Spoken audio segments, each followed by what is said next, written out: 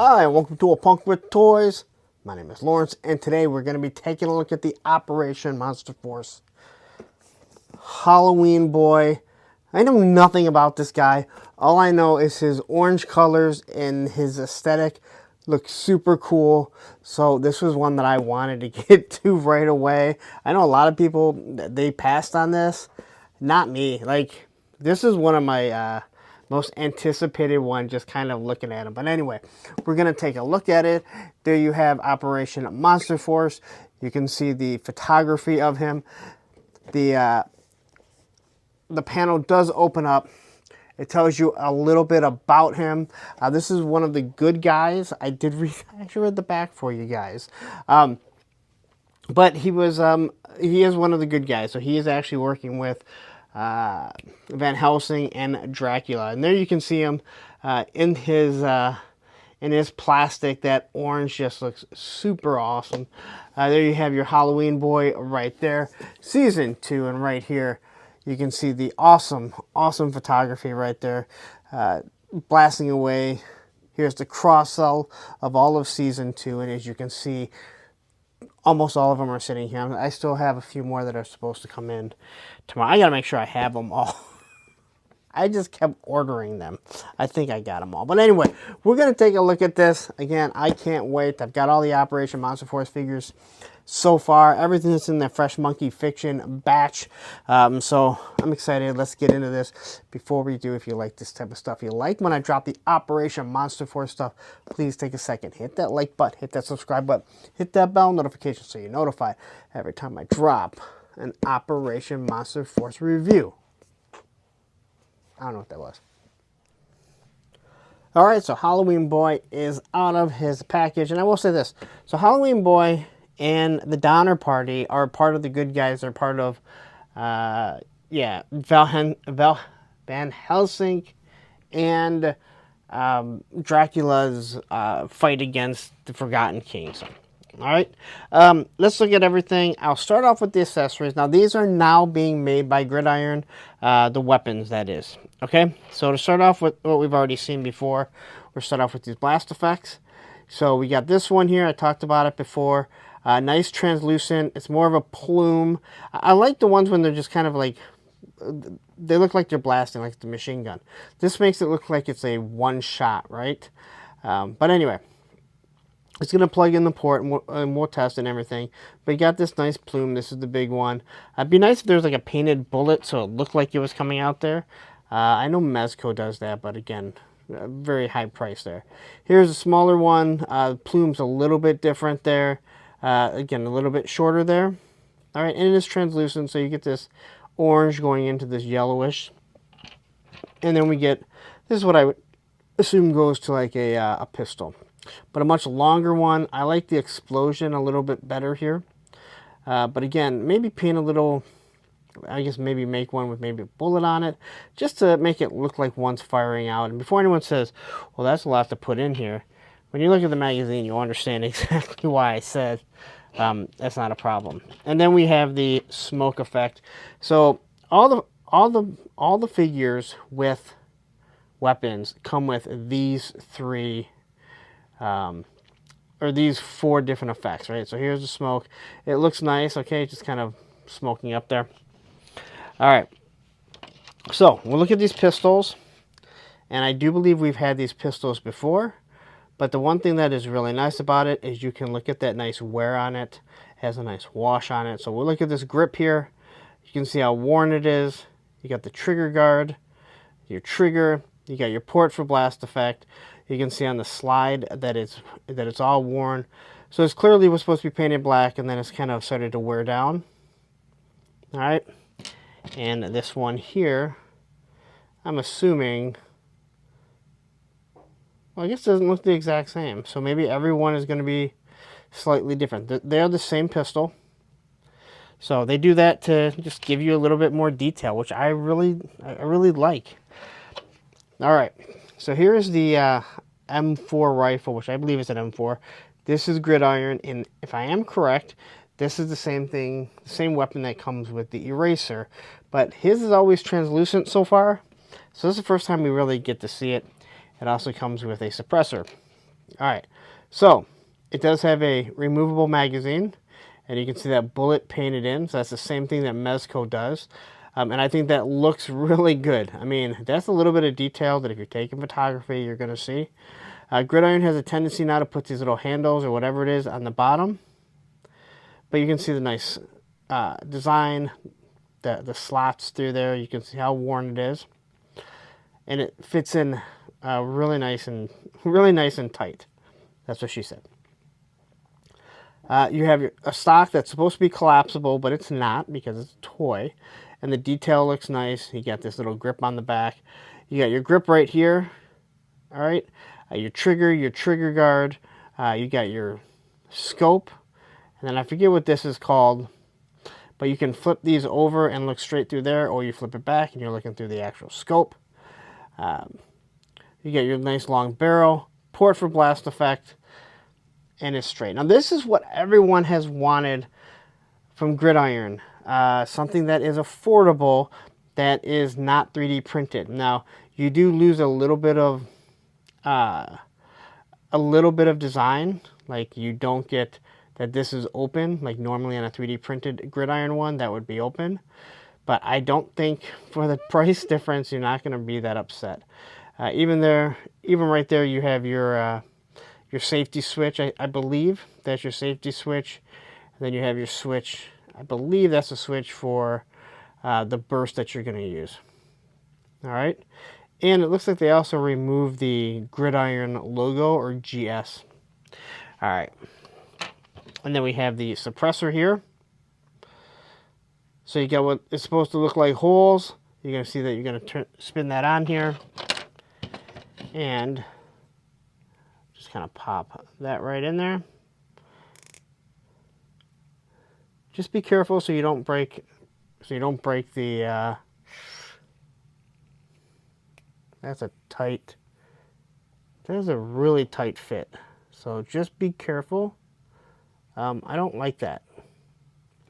So that's too tight of a fit to actually push on there and not worry about breaking the barrel. That is one of the problems. At least with the first wave, these things were very brittle.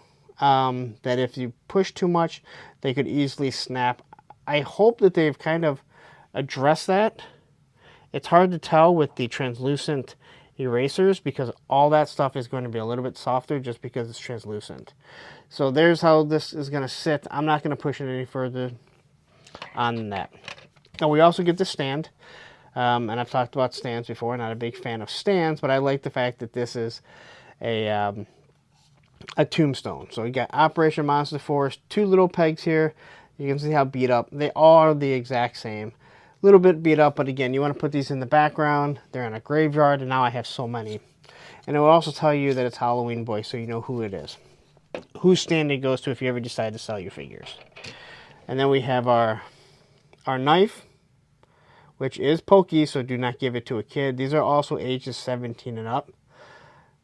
You don't have anything dull right there. It's pokey. You got your guard, and then you have your black handle, which looks pretty nice. The paint is really sharp on all of this stuff. So, and then we're going to get one plug that we can plug into somewhere on his vest. And you can see the snap right there. It's silver. It looks like it has a little bit of wash to show it like it's wear right around the side. So nice little pouch there. And then we have these elbow pads.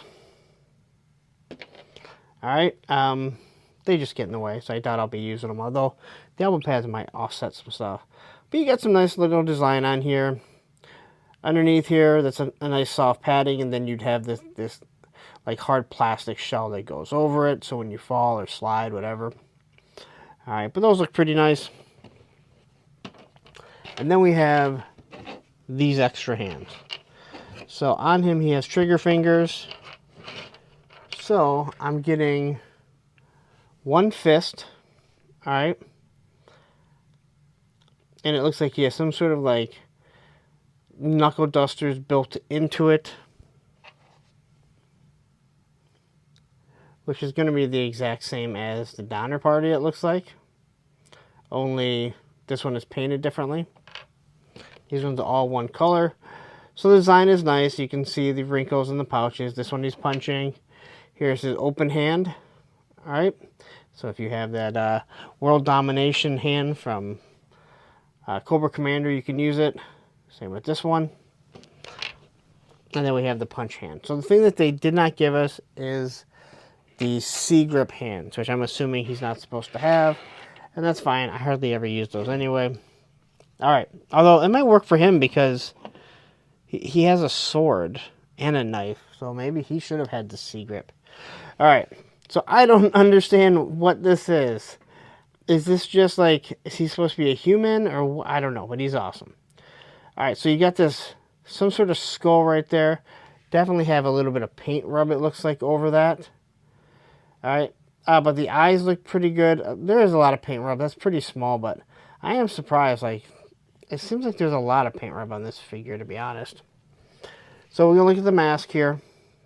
I can't tell, like, if this is like part of his head or if that's just his helmet. I'm looking at it now I believe like maybe this is just part of it, but I thought those were his ears. So I'm assuming it's got to be his ears because his teeth don't look like they're human. But he has a big fat nose. And when I look at this, again, people can get mad, but I'm just pointing this out. It looks like there's a little bit of paint mist right over there. You can see a paint rub right there. This is not the end of the world, but it is one of those things, if you're doing a review, you should kind of point out. All right, so he has this plate carrier, and you're going to have these right up here, these two flashbangs, two smoke grenades. They do come off. Almost everything on this is very modular on their figures. So you can see the little pins right there. They look good. A little bit of paint. Again, a lot of paint with these figures. And then we have this little stick of dynamite, I believe. I don't know what those are. But those are new. Those are not on Series 1. So it looks like it's like maybe 3 sticks of dynamite. Again, paint is not the best. I mean, it is very disappointing, the paint that I'm looking at. Then we have this pouch here. As you can see, it twists, so that pouch can come off. Then we got the sheath right there for the knife. It looks like it's supposed to have a button right there. Then you have your, there you have your belt buckles. Down here you have an actual belt with a different style of belt buckle. 3 carabiners. They wrap around all kinds of pouches here. Another latch to make it a little bit tighter. We're going to throw this bad boy back on here. All right. And right here you can put your name. I have a feeling that, I think this is what some of them already use that have their name on it. His arms are just basically very plain, but you do have wrinkles within the arm. So I think that's nice. As we come down here, we have two holsters. They're very different, but they do look like this one is bent in a little bit, so it should really hold the weapon in pretty nicely. All right, and you can see the little clips right here. Then we get down to the knee pads, and I believe these are the same knee pads that we had in Series 1. No real straps, unless these are supposed to be orange straps. So it looks kind of weird. They're just kind of on there. But you get some nice design. And then once again, we get down to the boots. And I do like the way the shoelaces look. I didn't notice that, if that's how it was done before. But they look a little different. Something interesting. As for this guy's articulation, well, he can look up like that. I guess that's not the worst. And he can look down side to side. Tilt his head just slightly. He's got a Jean-Claude Van Damme. This makes him look super creepy. He can swivel at the shoulder and at the bicep. Double pinless elbows. There's your rockers for your wrist. Same on this side. He's a little stiffer than the other figures. Or at least the other one, the Donner one. And the first series that I got so long ago. He has the diaphragm cut, like all of them. You can turn side to side. And it's nice that the belt actually covers it. There's the Jean-Claude Van Damme, which causes drop down hips. You can pop them right back up. These are like the first guys that when we get to the thigh cut, they don't have that break and they move smoothly. They still feel really tight no matter what. Double pinless knees. Everything here is pinless. So I probably can stop saying that, but you got your boots, boot swivel, ankle rockers. All right. Oh, you know what? You know what I did not go over? I bet there are people yelling, is the sword. Not really sure how I completely missed the sword, but here is the sword. It has what looks like a vampire right there. Some sort of medallion right in his forehead. Red eyes. You got the teeth. It is a shorter sword, but pretty thick. And you got some nice detail right up there. You got this big, huge, I wouldn't call this the guard, but it's some sort of guard on it. With some nice detail. And then you have the guard here, and then you have this your big handle. It is pokey at the bottom. I'm assuming he can use it as a weapon. And of course, this is pokey, so don't give it to a kid. It's nice and straight. It does have bend, so I don't think you're going to have a problem. And then you have this fire effect. I don't know why there's fire, but I think it's pretty cool. And you can just slot that on there. And now you have a fiery sword. And you can see the translucent in it. It does have the look of flames. I'm trying to think of what other... I have another line that has something like this. I can't remember what it is. But it looks nice. All right. So, back to arming this guy up before I... just forgot. 2 pistols. You can see the hole right there at the bottom. So we'll slide this in all the way. Hopefully. That goes in all the way. And this one here. Again, they're pliable enough. They're not a problem. So they fit in pretty nice. I think that looks good. You're going to take the knife. Now, the one thing is with these figures, and as nice as they are, with all this stuff up here, when you try and get them in like a firing pose, they definitely get in the way. It gets in the way, shall I say. All right. Oh, you know what I did not show? So I'll do this here. How easily the hands come off. So I did hear someone complain about how small the stem is on Series 1, but it doesn't matter. I've had absolutely no problems at all. All right, so if you want an open hand, oh, and he does have butterfly. I don't know, man. I swear I thought their butterflies worked. There we go. I thought their butterflies worked a little bit better. All right, so this is one thing I really don't like about their figures is they're either C-grip hands or the trigger finger hands. The finger is turned too much. Pull that thing out so when you're trying to put the gun in the finger, the gun in the hand, you can get the actual finger to go in. If not, it's going to keep pushing into it and will absolutely drive you nuts. Now, once again, you see that? That is like just in my way. And I think I can swap them. So I can swap that over to there. And since it's a little bit thinner, I don't think it'll cause as many problems. But for all intents and purposes, we're going to just take this thing off for right now. So we can see if this guy can actually hold the rifle. Now, many of you might know, if you watched my channel before, what I like to do is I usually just use the trigger finger, but you can use C-grip too. You can use this.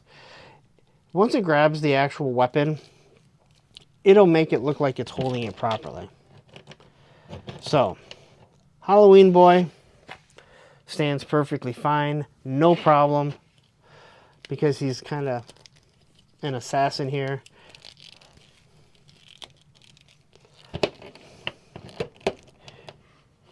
We can get him on one knee, and he can be firing. So we can twist him this way if need be. All right. And I think it's weird. Almost all the figures come with a C grip, and this guy actually has a sword, and he should probably have that C grip for sure. Oh, the ports for blast effects. I forgot to show this off. They will all just port in just like that. And so let's say you're not using the suppressor.